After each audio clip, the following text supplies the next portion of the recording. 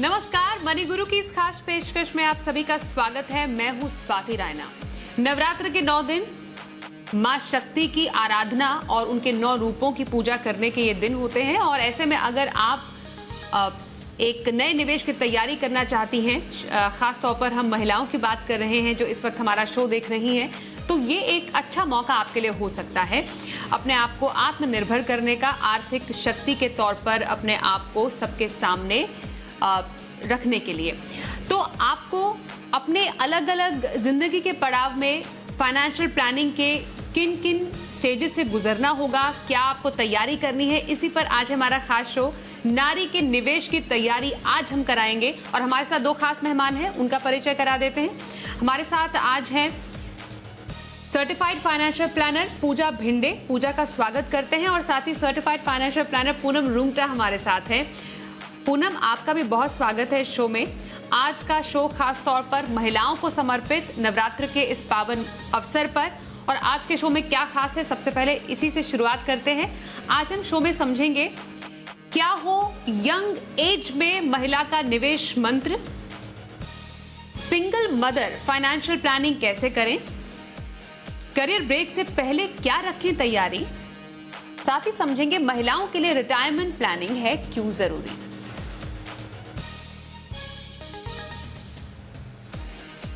तो नारी का निवेश आज हमारा यही है थीम शो का, नवरात्र के इस स्पेशल एपिसोड में। पूजा, सबसे पहले आपसे मैं जानना चाहूंगी, एक जो यंग प्रोफेशनल महिला इस वक्त हमें देख रही हैं, उनके लिए फाइनेंशियल प्लानिंग के क्या स्टेप्स होने चाहिए अगर उन्हें बहुत जल्दी अपने करियर के बिल्कुल शुरुआती दौर में फाइनेंशियल प्लानिंग की शुरुआत करनी है। तो हम ये मान रहे हैं कि हाँ, लगभग 20s में ये यंग प्रोफेशनल महिलाएं होंगी, तो क्या खास तैयारी फाइनेंशियल प्लानिंग के तौर पर वो इस वक्त कर सकती हैं? जी, सबसे पहले तो स्वाति, आपको और जी बिजनेस के सारे दर्शकों को नवरात्र की ढेर ढेर शुभकामनाएं। और जैसे हम कहते हैं कि नवरात्रि जो होता है वो एक ऐसा त्योहार है जो दुर्गा माँ को प्रकट उसको हम इम्पोर्टेंस है दुर्गा माँ का, तो वही जो शक्ति का हम उसमें डिपिक्ट करता है, वही हमें as a women financial planning के लिए प्रोत्साहित करता है कि हर नारी शक्ति को इस फाइनेंशियल प्लानिंग जैसे मुद्दे पर भी अपनी अवेयरनेस जारी करनी होगी, अपना फाइनेंशियल प्लानिंग शुरू करना होगा, अपना निवेश अपने हिसाब से प्लान करना होगा। इनफैक्ट मैं कहूंगी कि जो कोविड है, इसे हमने इस तरीके से सिखाया है कि जो 14 दिन का एक क्वारंटीन पीरियड होता है, वो ये सिखाता है कि हर इंसान को अपने हेल्थ के बारे में खुद ही सोचना है, खुद ही ध्यान रखना है। वैसे ही फाइनेंशियल प्लानिंग या फाइनेंशियल हेल्थ के बारे में आपको खुद ही सोचना है, आपको किसी के ऊपर निर्भर नहीं रहना है। तो जैसे हम यंग प्रोफेशनल की बात कर रहे हैं जो हम समझते हैं अराउंड 20s में हैं, सबसे पहले तो हम कहते हैं कि जिस दिन से आप कमाने की शुरुआत करते हैं उसी दिन से आपको निवेश की शुरुआत करना बहुत जरूरी है। 20s में होते हैं तो ज्यादातर हमारे शॉर्ट टर्म गोल्स होते हैं, हमें एक्सपेंसेस ज्यादा होते हैं, हमें शॉपिंग करनी होती है, हमें ट्रैवल करना होता है, तो ज्यादा हम सेविंग के बारे में नहीं सोचते, हम निर्भर होते हैं अपने पेरेंट्स के ऊपर या फ्रेंड्स के ऊपर। और ज्यादातर जितना मैं जानती हूँ, लोग एक FD या एक RD कर लेते हैं ताकि उन्हें लगे उन्होंने कुछ निवेश किया, लेकिन एक प्रॉपर फाइनेंशियल प्लान उनके दिमाग में तब उस समय पे बिल्कुल नहीं होता। तो मेरे हिसाब से अगर हम स्टेप बाय स्टेप जाए तो सबसे पहले आपको एक फाइनेंशियल एडवाइजर के साथ बैठ के आपके गोल्स के बारे में बात करनी है। मैं समझती हूँ आपके दिमाग में ज्यादा चीजें नहीं होंगी कि किस तरीके से फाइनेंस के बारे में मैं प्लानिंग शुरू करूं, लेकिन वो आपको एक फाइनेंशियल एडवाइजर सच्ची गाइडेंस देगा, किस तरीके से आगे बढ़ना है उसके लिए रोड मैप बना देगा। एक SIP डेफिनेटली शुरू करना बहुत इंपॉर्टेंट है। डाइवर्सिफाइड इक्विटी म्यूचुअल फंड में मैं सजेस्ट करूंगी SIP शुरू कर दे, चाहे वो एक लार्ज कैप फंड हो जैसे मेरे एसेट लार्ज कैप फंड है, या तो फिर एक फ्लेक्सी कैप फंड हो, फोकस्ड इक्विटी फंड हो जैसे एक्सिस फोकस्ड 25। फिर एक कंटिजेंसी फंड होना बहुत जरूरी है, क्योंकि आपने अभी अभी जॉब की शुरुआत की है, आपने अभी अभी अपने करियर के बारे में सोचना शुरू किया, और समझो इस तरीके का कोविड जैसा एक ऐसा माहौल आ जाता है तो आपके पास एक कंटिजेंसी फंड होना बहुत जरूरी है। तो उसके लिए आप एक लिक्विड या अल्ट्रा शॉर्ट टर्म फंड में आप एक SIP शुरू कर सकते हैं जो आपको कंटिजेंसी के लिए एक रकम जमा करेगी। एक बेसिक सा 5 to 10 लाख का एक मेडिकल इंश्योरेंस ले लें आप, कंपनी की तरफ से हो या ना हो, लेकिन आगे जाके अगर आप कंपनी चेंज करें तो उस समय पे आपके पास इंश्योरेंस होना बहुत जरूरी है।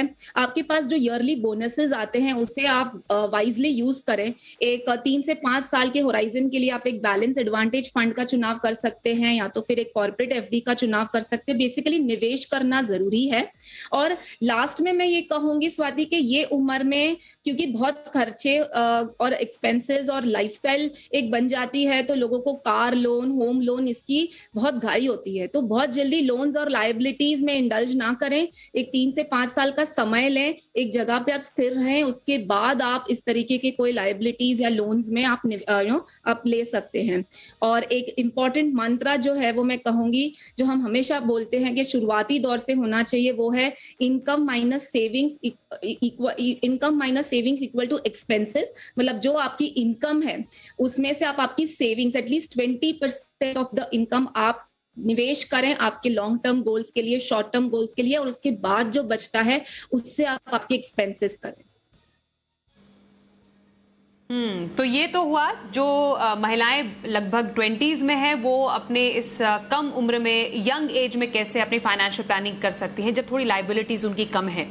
पूनम, आपसे हम जानना चाहेंगे, कई ऐसी महिलाएं, अब तो महिलाओं का जो कारोबार में है, खुद का बिजनेस है, उनमें भी उनकी जो पार्टिसिपेशन है वो बढ़ता जा रहा है। कहीं महिला एंटरप्रेन्योर्स हैं जो इस वक्त हमारा शो देख रही होंगी, जो एक कारोबारी महिला है, जो बिजनेस करती हैं, उनके लिए फाइनेंशियल प्लानिंग कितनी इंपॉर्टेंट है, क्योंकि वो पहले से ही आर्थिक तौर पर सक्षम है, लेकिन उस पैसे को जो वो कमा रही हैं बिजनेस के तौर पर, उसको सही जगह पर लगाना भी जरूरी है। तो इनके फाइनेंशियल गोल्स कितने अलग हैं और उनको कैसे पूरा किया जाए? स्वाति, जैसे पूजा ने बताया, जो steps of financial planning for women, मतलब वो सभी पे अप्लाई तो सभी पे करते हैं।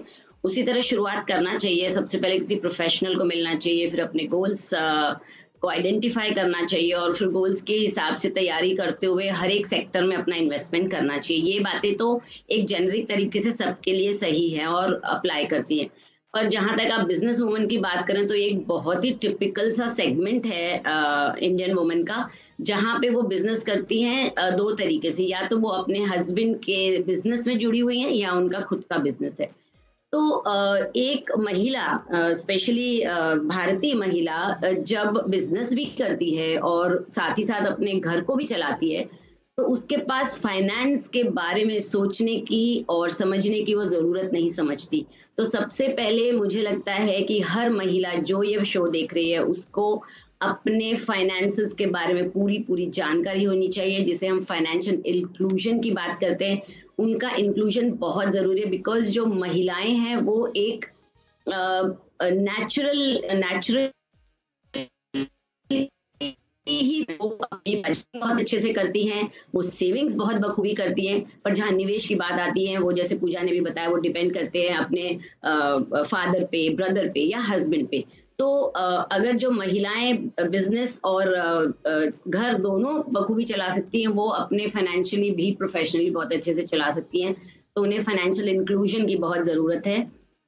इसमें सबसे पहला स्टेप होगा कि हर महिला को अपना, चाहे वो बिजनेस वाली हो चाहे नौकरी पेशा हो, उन्हें अपने ही बिजनेस में सारा पैसा नहीं निवेश करना चाहिए। उन्हें उसको साइड रखते हुए अपना एक अलग पोर्टफोलियो बनाना चाहिए, ताकि बिजनेस के उतार चढ़ाव के समय वो पैसा काम आ सके, और अपनी जो इनकम वो जनरेट करती है उसके लिए, जैसे पूजा ने भी बताया, एक टर्म इंश्योरेंस उन्हें खरीदनी बहुत ज़रूरी है, ताकि जब तक वो हैं तो वो कंपनी को दे रही हैं, अपने घर को दे रही हैं इनकम पर, कोई अनहोनी की वजह से उनकी फैमिली और बिजनेस दोनों में इफेक्ट नहीं होना चाहिए। उसके लिए वो कंपनी का प्रपोज किया हुआ कीमैन इंश्योरेंस भी ले सकते हैं। उसकी बहुत सारी अलग प्लानिंग है, वो कर सकते हैं, और मेडिकल इंश्योरेंस लेनी ही है। और साथ ही साथ एक SIP शुरू करें अपने सेविंग्स को लेके, जैसे जो मंत्र अभी बात की पूजा ने, कि आप अपनी इनकम में से सेविंग्स हटा के फिर उसे खर्च करें। तो हमें निवेश की शुरुआत करनी है, उसके लिए डिपेंडिंग उनकी एज क्या है और वो कितने समय उनके गोल्स क्या हैं, एक डाइवर्सिफाइड एसआईपी का पोर्टफोलियो साथ ही साथ बनाएं। पर जो भी करें वो समझ के करें कि वो किस लिए करें, ना कि अपने हस्बैंड पे या अपने बिजनेस पार्टनर पे या फिर वो अपने ब्रदर पे, फादर पे रिलाई करके करें। इनफैक्ट मैं कुछ आपने बोला कि म्यूचुअल फंड में जैसे बिल्कुल जैसे आप म्यूचुअल फंड में निवेश से शुरुआत कर सकते हैं, छोटी रकम से ही सही, अपने पैसों को सही ढंग पर जगह पर लगाइए। कौन से ऐसे फंड्स हो सकते हैं जो आप एक ऐसी महिला है जो कारोबार करती है, अपना बिजनेस करती है, उनके लिए रेकमेंड करेंगी? देखिए, जो मैं साइकोलॉजी वुमेन की समझती हूँ वो थोड़ी सी कंजर्वेटिव होती हैं रिस्क उठाने में, क्योंकि वो बहुत मेहनत से पैसा कमा के बचाती हैं, तो उनको थोड़ा सा कंजर्वेटिव पोर्टफोलियो से पीस ऑफ माइंड मिलता है। तो उन्हें एक लार्ज कैप फंड जैसे कि एसबीआई ब्लू चिप और मिराय ब्लू चिप ले सकते हैं, फिर फ्लेक्सी कैप फंड एक ले सकते हैं कैनारा रोबेको का, और अगर एग्रेसिव है वो रिस्क उठा सकती है तो एक्सिस मिड कैप एक बेहतरीन चॉइस है। और ऑफ कोर्स आज का जो सिनेरियो चल रहा है स्टॉक मार्केट का, उसमें बैलेंस एडवांटेज फंड जो हैं वो प्रेफर्ड चॉइस है। इस तरीके से एक प्रोफेशनल से मिलके वो अपनी शुरुआत कर सकते हैं, और उसको कंटिन्यू कैसे रखें और उनके लिए क्या सही है वो एक उन्हें प्रोफेशनल ही राय दे सकते हैं। बिल्कुल, तो कारोबारी महिलाओं के लिए जो कुछ फंड है पूनम के पसंद वो अभी आप देख पा रहे हो, कुछ बैलेंस एडवांटेज फंड कैटेगरी के भी जो आप यूजुअली रिटायरमेंट प्लानिंग के लिए भी कर सकती हैं, वो एडलवाइस, एचडीएफसी या कोटक की बैलेंस एडवांटेज फंड कैटेगरी के तौर पर आप निवेश कर सकती हैं। पूजा, अब आपके पास में आऊंगी और जानूंगी एक और महिला का वर्ग जो कि सिंगल मदर होती है, किसी कारण से वो अकेले ही अपने बच्चों का ख्याल रख रही है, तो एक सिंगल मदर की जो निवेश प्लानिंग है वो कितनी अलग हो जाती है? जी बिल्कुल, इनफैक्ट बहुत जरूरी है हर महिला को फाइनेंशियल प्लानिंग को इस तरीके से समझना कि खुदा ना खास्ता इस तरीके की सिचुएशन आ जाए तो वो ऐसे हम उसके बाद शुरुआत से शुरू करेंगे तो बहुत डिफिकल्ट हो जाता है।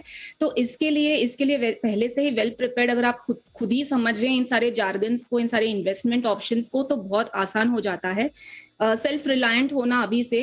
तो जैसे सिंगल मदर अगर कोई कारणसर है, लाइक विडो है या तो फिर डिवोर्सी है, तो अगर उनके पास एक एलिमिनी का पैसा आता है या तो फिर विडो है, उनके पास टर्म कवर या तो फिर कोई इन्वेस्टमेंट करी होगी उनके स्पाउस ने, तो उसका कोई पैसा आता है, तो सबसे पहले तो वो एक मुश्त रकम जो है उसे इस तरीके से आप पार्क करें तो जिससे आपको मंथली आपको इनफ्लो आना शुरू हो जाए। अगर आप वर्किंग है, नहीं वर्किंग है, उस समय पे अगर आप थोड़ा ब्रेक लेना चाहती हैं तो एक मंथली इनफ्लो से आपका हाउस होल्ड एक्सपेंसेस जो भी है वो कवर अप हो सकता है। तो वो आप डिवाइड कर सकते हैं, थोड़ा बहुत आप कॉर्पोरेट एफडी तरीके के एक शॉर्ट टर्म में डाल सकते हैं, और थोड़ा अगर आप 5 साल का होराइजन के हिसाब से उस रकम को लगाना चाहते हैं, एक बैलेंस्ड म्यूचुअल फंड में लगा सकते हैं। जैसे पूनम ने कहा कि इस तरीके के मार्केट में बैलेंस्ड एडवांटेज एक ऐसी कैटेगरी है जो आप इस समय पे एंटर कर सकते हो, तो उसमें आप डेफिनेटली लगाएं। और एसडब्ल्यूपी ऑप्शन एक बहुत अच्छा ऑप्शन है इस तरीके के सिचुएशन में। अगर आपको मंथली विड्रॉवल चाहिए, आप 6% के हिसाब से मंथली विड्रॉवल्स ले सकते हैं। दूसरी बहुत इंपॉर्टेंट चीज है, क्योंकि अगर आप अकेले हैं, आपको अपने बच्चों को संभालना है, तो आपका खुद का एक टर्म कवर होना बहुत जरूरी है कि बच्चे छोटे हैं, उनकी एजुकेशन बाकी है, उनकी मैरिज बाकी है, तो ये सारी रिस्पॉन्सिबिलिटी आपके ऊपर है। एक तो उन्हें ये सब अकेले हैंडल करना, इस तरीके के सिचुएशन से गुजरना, सोसाइटल प्रेशर से गुजरना, और फिर फाइनेंस को भी हैंडल करना। तो एक फाइनेंशियल एडवाइजर की सलाह तो मैं कहूंगी हर महिला को लेनी चाहिए, ताकि उनका जो एक बेसिक कंजर्वेटिव नेचर है वो है ही, लेकिन एट द सेम टाइम अगर वो थोड़ा समझेंगी कि किस तरीके से इन्फ्लेशन बढ़ता है और इन्वेस्टमेंट उस हिसाब से प्लान करनी है, तो उनकी फाइनेंशियल प्लानिंग उन्हें बहुत अच्छी तरीके से ले जाएगी उनके बच्चों के फ्यूचर गोल्स के लिए। तो एक टर्म कवर होना बहुत जरूरी है।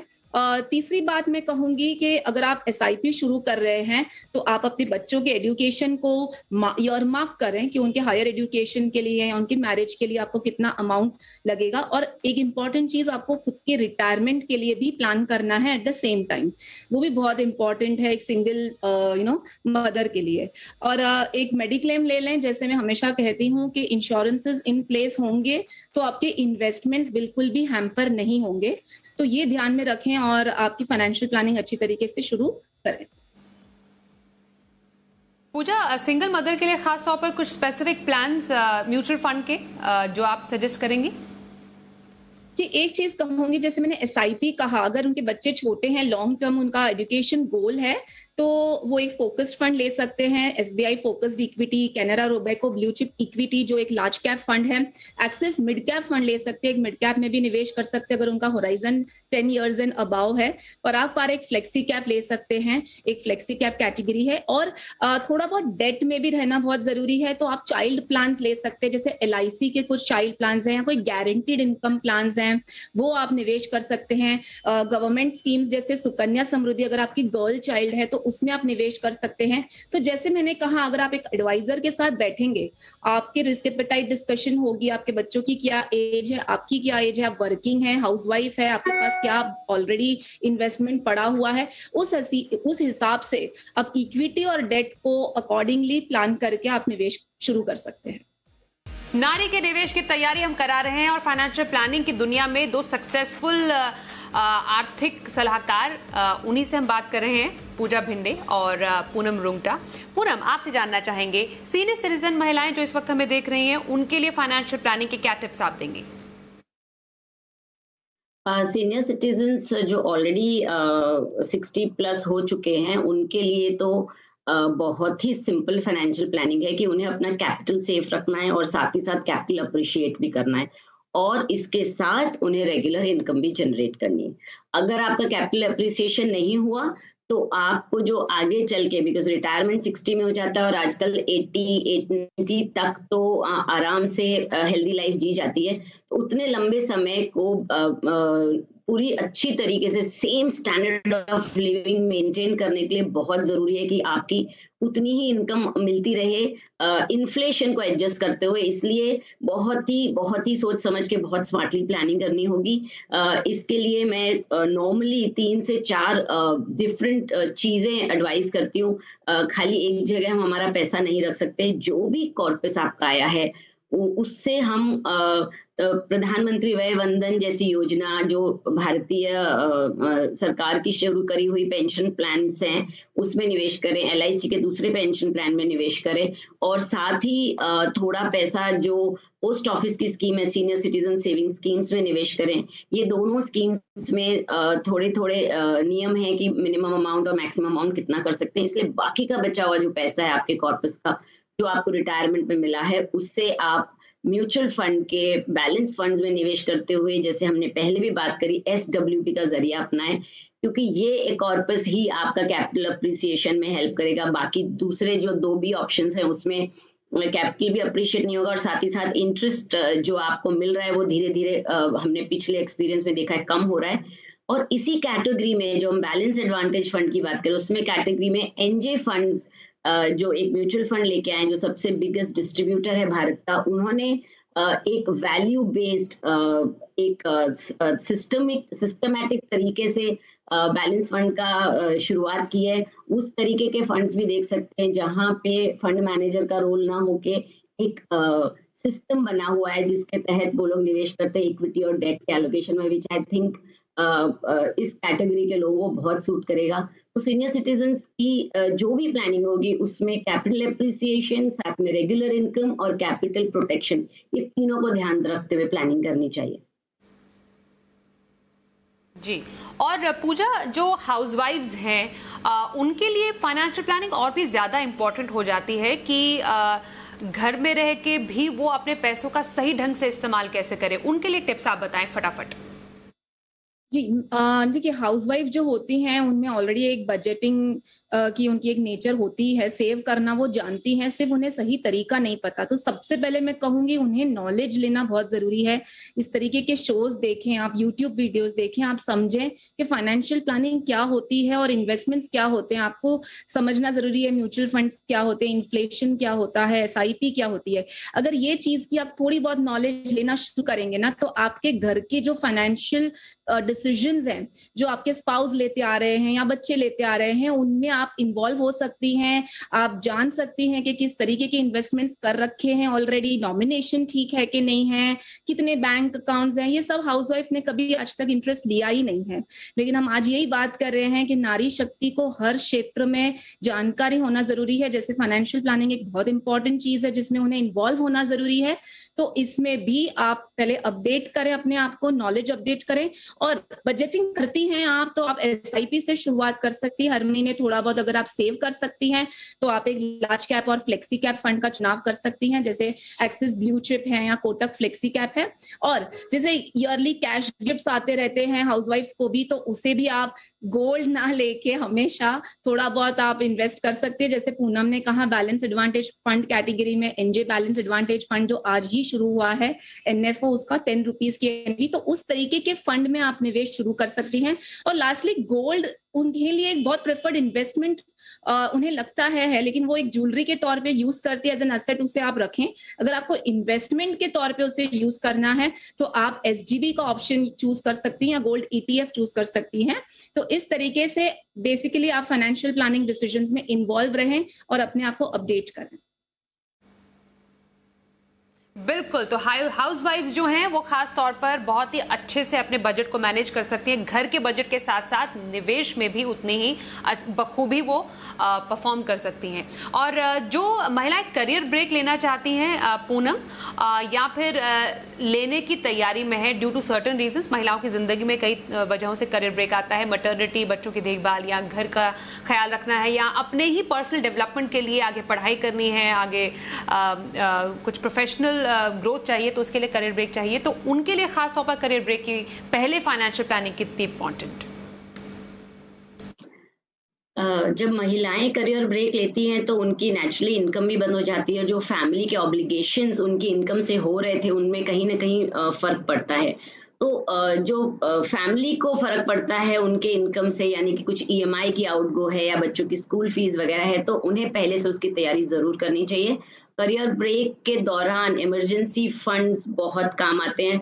अगर आप सोच रहे हैं कि आप करियर ब्रेक 6 महीने का लेना चाहते हैं तो उस 6 महीने के लिए एक इमरजेंसी फंड पहले से क्रिएट रखें, और इस तरीके का फंड वो अपने सोची समझी स्ट्रैटेजी के तहत ले, ताकि वो एक एसआईपी या दूसरे किसी इन्वेस्टमेंट्स को यूज करके इमरजेंसी फंड क्रिएट करें, और ताकि जो भी वो कारण से करियर ब्रेक ले रहे हैं उससे न कि उन्हें कोई स्ट्रेस हो और ना ही उनकी फैमिली को किसी तरीके का समझौता करना पड़े।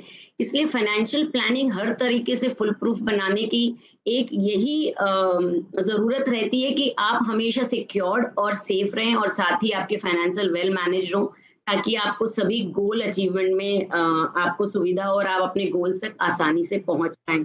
सो करियर ब्रेक जो भी कारण से ले रहे हैं उसके लिए पहले से अगर तैयारी करेंगे तो वो बहुत आसानी से ले सकते हैं, और आप अपनी फैमिली को उसमें से आराम से निकाल सकते हैं। So it's very important to have a fund created, आपका जो भी करियर ब्रेक का टेन्योर आपने नक्की किया है उसके लिए। तो आपके घर की जितनी माएँ हैं, बहनें, बेटियां, आपकी जीवन संगिनी, जितनी भी महिलाएं इस वक्त हमारा शो देख रही हैं, उनके लिए फाइनेंशियल प्लानिंग कितनी आसान है, जीवन के अलग अलग मोड़ पर आप कैसे फाइनेंशियल प्लानिंग आसानी से कर सकते हैं, उसके टिप्स आज हमें देने के लिए पूजा और पूनम, आप दोनों का ही बहुत बहुत धन्यवाद।